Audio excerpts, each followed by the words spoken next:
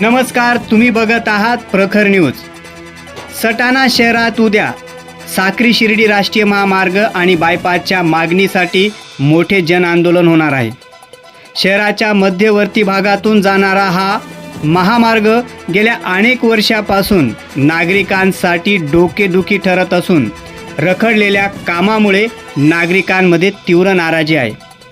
अभी नहीं तो कभी नहीं अशी हाक देत आयोजकांनी सटाण्यातल्या नागरिकांना मोठ्या संख्येनं आंदोलनात सहभागी होण्याचे आवाहन केले आहे। या आंदोलनाला नागरिकांचा प्रतिसाद मिळाला तर शासन आणि प्रशासनाचं लक्ष वेधलं जाऊ शकते, तर दुसरीकडे याच आंदोलनाला नागरिकांनी जर पाठ फिरवली तर भविष्यात ह्या प्रश्नासाठी कोणीही पुढे येणार नाही अशी चर्चा शहरामध्ये रंगू लागली आहे।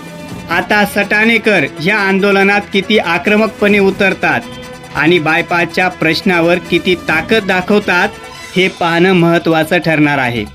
प्रखर न्यूजसाठी भैयासाहेब माळी, सटाणा।